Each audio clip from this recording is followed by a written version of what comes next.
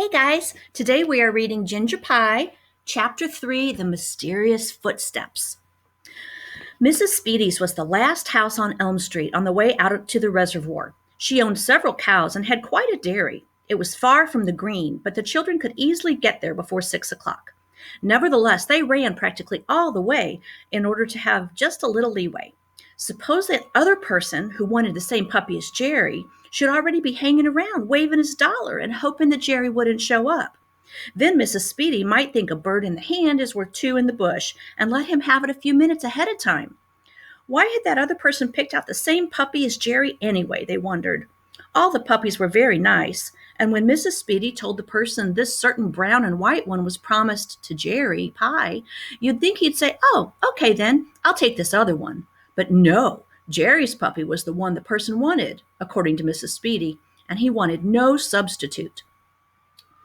Here's a picture.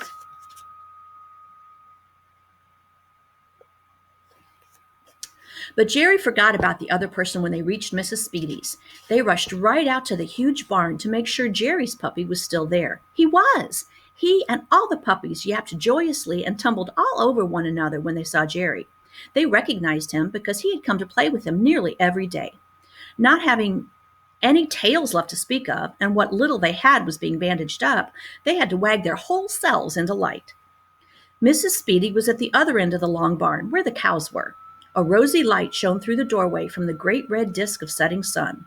Though Jerry Pie had been here often to see the puppies, this was only the second time in her life Rachel had been inside the Speedy's barn. The other time that Rachel had been inside the Speedy's barn was by accident, long ago, when she was about 7. She and Jerry had come over to this part of town to a big party the Sunday school teacher, Miss Foote, was giving. It was wintertime and very cold, and since Miss Foote's house was on a steep, slippery hill, she had said, "Bring your sleds." It had grown dark early, but this did not matter, for Japanese lanterns had been hung in the chestnut trees and made lovely colored reflections in the snow and ice. The children slid down the steep little hill that Miss Foote's house was perched on, and when they grew cold, they went indoors for hot chocolate, and then they came out to slide some more. They never wanted to go home, for none of them had ever slid downhill by the light of Japanese lanterns before. For one slide, Rachel got going with such momentum, she not only slid down Mrs. Foote's short, steep little hill, she kept right on going, and to her delight found herself sailing down a long, gradual slope that seemed to never end. It was like movies of ski jumpers, she thought. On she went. If a prize were to have been given at this party for the longest slide, she would surely have won it. When finally she stopped, she was in a big, barren, icy field with a few frozen spikes of last year's long grass sticking up here and there out of the snow. It was dark, and there were no Japanese lanterns and no other children nearby sliding. Then suddenly she knew she was lost in the big, dark ice field, and she didn't know the way back. Rachel looked all around, and before she had time to get frightened, she saw a light twinkling, a dark red light. She thought it might be one of the Japanese lanterns, though how it got all the way over here by itself, she didn't understand. But it was reassuring to see, and she made her way toward it. The light turned out to be in Speedy's barn. Mrs. Speedy was milking the cows by the light of the dark red lantern, which was what Rachel had seen. Stepping into the barn was like stepping into a painting that was dark except for where the red cows were, and Mrs. Speedy's ruddy face, the lantern, and the white milk that looked purple. Although Rachel had never been inside this place before, she had passed it from the outside, going up Shingle Hill on picnics. She had figured in a second what place she was in. It was like waking from a dream to find herself this far from the party, like being in a surprising new world. But it was a relief to be somewhere and not sliding around in a bare, empty field. Here's a picture of the kids sliding down the hill, and see the Japanese lanterns in the trees? Instead of trying to find the party again, Rachel had run as fast as she could all the way to the green, her sled bobbing behind her and knocking into her heels, and then all the way home. Jerry had come home soon afterwards. No one at the party had missed her, not even Jerry. Rachel didn't tell anyone about being in the picture of Speedy's barn because it was a hard thing to explain. But it was interesting to remember, and that's what she was doing now. Today it was a little lighter in the barn than it had been at that other time, for this was still summer. But the same dusty red lantern hung from a rafter, and the cows were down at the other end of the barn, and again it was like being in a painting. Mrs. Speedy waved to the children and soon came over to them. "Well," she said, "I suppose you've come for your puppy?" "Yes," said Jerry proudly. "He's a fine dog, you bet," said Mrs. Speedy. "Yes," said Jerry. "Here's $1," he said. So Mrs. Speedy took the dollar, and Jerry tenderly picked up his puppy, his own puppy, his little brown and white dog. The children were beside themselves with joy. Here they had this real live puppy. It was theirs, their very own real honest to goodness dog, and nobody else's. Jerry let Rachel hold him sometimes because she had helped with the dusting, and also Uncle Benny, showing him how to pat the puppy and not squeeze him. They just loved on him, they did. As they left Speedy's barn, Jerry happened to glimpse someone racing across the fields behind the dairy, leaping over the old telephone poles laying there. Jerry didn't pay much attention to the person because he was so excited about having his own puppy in his arms at last. Anyway, there were dark shadows in the field now, and the only thing about the leaping person he got any impression of was his hat. It was sort of a yellow mustard-colored hat. Must be someone getting some milk, he thought, and soon forgot about the person. Jerry didn't connect this person with that other person who'd been trying to buy the dog.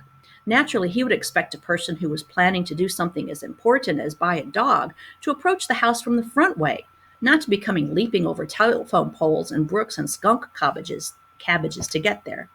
"What kind of dog is he?" asked Rachel, this being her turn to hold the puppy for a minute. "Did you say he's a fox terrier?" "Yes, he's purebred fox terrier and part collie. There may also be a little bull in him, too," boasted Jerry. They were so pleased with and interested in the puppy, they dragged Uncle Benny all the long way to his home without noticing the distance at all. Rachel and Jerry could hardly eat one bite of the supper Grandma had prepared for them, and they had no idea what they were even eating until they reached dessert. Then they knew they were eating some of Grandma's homemade peach ice cream because of the hard pieces of frozen peach that hurt their teeth. Usually Grandma urged them to eat more of everything. "Eat more rolls," she'd say. Then when they'd already eaten so many of their delicious little hot rolls, they didn't know how they could possibly swallow another one. Still, they would always find space because Grandma would be hurt if they didn't eat just one more and just one more. But tonight, Grandma could see they were in a hurry to get home to show Mama their fine dog, so she only urged them once or twice, instead of her usual dozen times, to have more ice cream. Grandma was very pleased that Uncle Benny had spent the afternoon dusting the pews. "He may be a minister when he grows up," she said. Uncle Benny didn't want them to leave with the puppy, but when Jerry and Rachel assured him that they would see the puppy next Saturday and every Saturday, he felt better. Anyway, he was awful tired and sleepy, and he sat down in the doorway, grabbing his old Bubba, tickling his nose with it, sucking his thumb, and blinking his eyes drowsily. Uncle Benny called not only his old pink blanket Bubba, he called the little bits of wool he plucked from it and with which he tickled his nose and chin, and even his knees, Bubba too. When he woke up in the morning, the first thing he would say ecstatically was, "Ah, Bubba!" Sometimes he would crawl around on his hands and knees, picking up old stray pieces of Bubba he had dropped. And outdoors, he might find a little speck that Grandma had shaken from the rugs. "Ah, Bubba!" he would explain and fondly gather it up.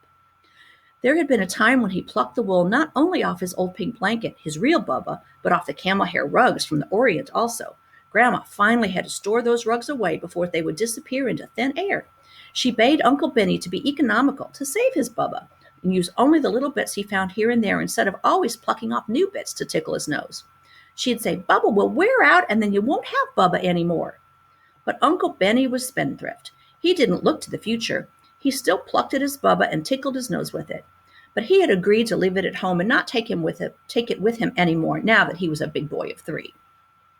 So now Bubba made up to Uncle Benny for the departure of the puppy and Jerry and Rachel, and he solemnly tickling his nose watched them prepare to leave. "We'll see you next week," Rachel called to him.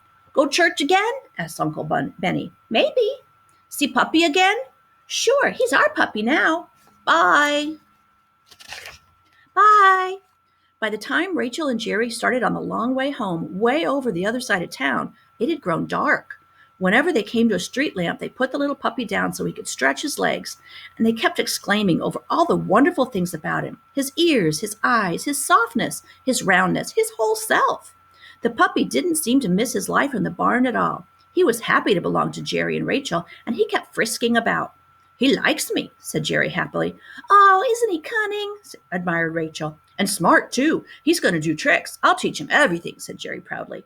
"Gracie can open the front door," Rachel reminded Jerry. It was true. Gracie the cat could leap into the air and turn the doorknob, and as she came down, let her weight fall against the door in such a way the door would fly open. It was a very smart thing to do, and far more pleasant to hear about than catching rats for Mama. "Yes, Gracie's smart," agreed Jerry, but this dog can go everywhere with me." "Yes," said Rachel, and they walked along happily and silently. Suddenly, Jerry realized that he heard footsteps behind him, that furthermore, he'd been hearing those footsteps for some time and thinking nothing of them. Only now did he realize that someone was following them. It had grown very dark, especially under the great elm trees that arched Second Avenue, the street they were on now. Whenever Jerry turned around to see who, if anyone, was following them, he could see no one. The street was not a straight one. It curved and twisted, and he couldn't see far enough back to make out anything. When he and Rachel were walking, however, he was certain he could hear footsteps behind him. When he and Rachel stopped, the footsteps stopped. "Shucks," said Jerry to himself. "I'm as bad as Rachel, always thinking things." But he no longer put the puppy down on the ground. "It's getting awful late," he said to Rachel. "We better hurry home or Mama will be wondering where we are." "Mm-hmm," said Rachel absent-mindedly. Now Rachel had been hearing the footsteps too, but she said nothing because Jerry always thought she was imagining things. She didn't think she was imagining those footsteps, though she certainly hoped she was. If they were real footsteps behind them, walking when they walked and stopping when they stopped, why she and Jerry didn't just sprint for home was more than she could tell. Jerry probably hadn't heard them, that was why. They probably weren't there. See the picture? They can kind of tell somebody's behind them and they're looking a little scared, aren't they? Meanwhile, Jerry was saying to himself, "I have to see who this is that's following us. I bet it's that stranger fellow, the one who wanted to buy my puppy. And I bet it was him racing across the telephone poles in back of Speedy's barn, and not someone after milk. Maybe it was even him and not the minister Rachel saw in the doorway of the church when she was being minister in the pulpit." He decided that at the next street corner where there was a good bright light, they would wait and let the coward get past them. He wanted to tell Rachel they were being followed, but she would probably get so scared she'd yell, and then he wouldn't ever see what the person looked like. Jerry didn't know why he was so certain that the person behind them was the same person that wanted his puppy too, but he was. His heart pounded. The fellow better not try to take this dog away from him that he had just bought a little while from Mrs. Speedy for $1, that he and Rachel and Uncle Benny had earned dusting the pews for Tall Sam Dooley. He better not. When they reached the brightly lighted corner of Spruce and Second Avenue, Jerry stopped suddenly, grabbing Rachel's arm to make her stop short in her tracks too. As clear as thunder, they heard the footsteps, and then they heard them stop short too. Still, Rachel said nothing, but she was not going to be told she was hearing things. But Jerry said, "Do you hear that?" "Yes," said Rachel. "Somebody's been following us." "Yes, all the way from Grandma's." "Yes, and I think this person was at Speedy's barn when we were there and probably followed us to Grandma's. He hung around there till we left. He's after my dog, that's what." "Hung around in the dark," said Rachel, her spine prickling a little. To tell the truth, though, they were here in their own town of Cranberry, where they knew every street and lane and practically all the people. Moreover, here they were now under a huge purple streetlight and just outside the house of Judge Ball, whose pew they had just dusted, but he didn't know it. And who could do them any harm or snatch their dog away? No one. Pooh. "Well, just sit here on the curb under this bright light until whoever it is comes along. When he does, we can run up on George Ball's front porch. He wouldn't mind. And if he doesn't come and is just waiting for us to get going again so he can follow us some more, we just won't move. We won't move until somebody else comes by that we can walk along with and be safe." That was a very sensible plan, and the two children sat down on the curb to wait. Jerry put his sleepy puppy inside his blouse because the evenings were getting cooler, and he didn't want his puppy ever catching cold or anything. It felt wonderful having the warm little animal against his heart. He could even feel the puppy's fast little heartbeat against his. "Jiminy crickets," he thought, "I've got a real dog now."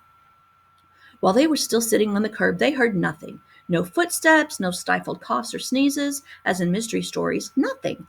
They wanted to get home. Maybe they'd both been imagining things. "Oh, come on," said Jerry impatiently. "Let's go."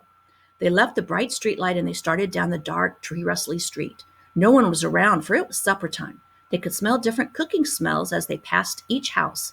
In one, they were having pork chops. In others, they heard the clatter of dishes being washed in the kitchen. "Do you hear them now, the footsteps?" whispered Rachel. "Shh, no," said Jerry. They began to run, and they made so much noise clattering up the sidewalk they couldn't hear anything but themselves anymore. They ran for a whole block, and now there were just 2 long blocks to their home on Beams Place. They stopped to catch their breath.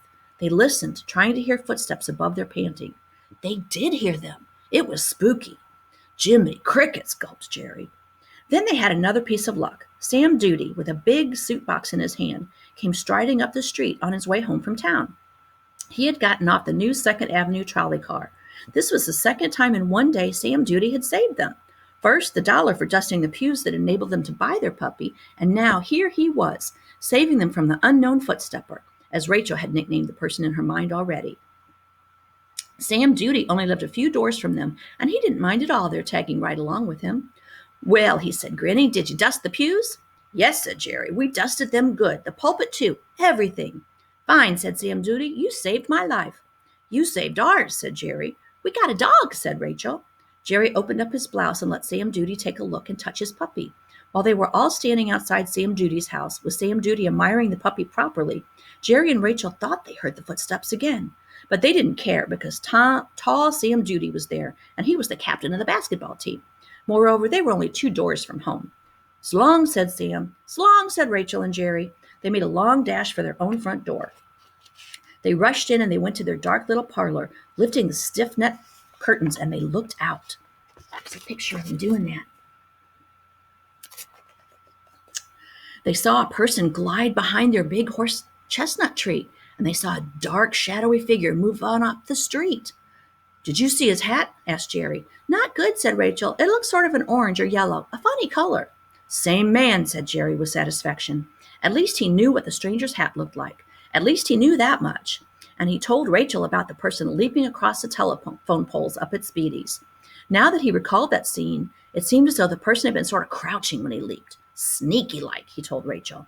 And he suggested also that maybe it had been this man with the hat that Rachel thought she had seen in the doorway of the church, and not Reverend Gandy. "Oh," gasped Rachel. There had been so many developments to take in. She certainly hoped it had been the minister and not the man with the hat. She would rather be cast out of the church, she thought, than to have the man with the hat snooping on them all along. "How'd you know it was a man?" asked Rachel. "Man's hat," said Jerry. "Oh, of course," said Rachel. "Beats me," said Jerry. "If he wanted to grab the puppy, why didn't he? He had plenty of chance all the way home." Said Rachel, puzzled. "Maybe he just wanted to see where we live." "Jiminy, we should have doubled our tracks and thrown him off," said Jerry. "We didn't, though. Here we are, and now he knows where we live. Do you think he would steal the puppy sometime?" "No, we'll always be with the puppy. School starts on Tuesday. We'll tell Mama never to let him out of the yard, but we're dumbbells. We should have thrown him off the trail somehow." "It happened so suddenly, we didn't have time to think," said Rachel consolingly. "Yes, but we're dumbbells. Tomorrow I'll ask Mrs. Speedy, you bet, who the other person was that wanted our puppy, so we'll know who to watch out for." Besides the hat. Later, they told Mama about the footsteps. The story didn't sound sensible anymore. Maybe they really had imagined the whole business. Mama didn't seem to be paying much attention to the story of the mysterious footstepper, or the man with the hat, as the stranger was called by Rachel and Jerry. But that night she locked the doors extra carefully. "We don't want any unsavory characters roaming around," she said. Mama liked the puppy. They all liked him. Gracie the cat had gone out for the night prowling. She was not yet introduced.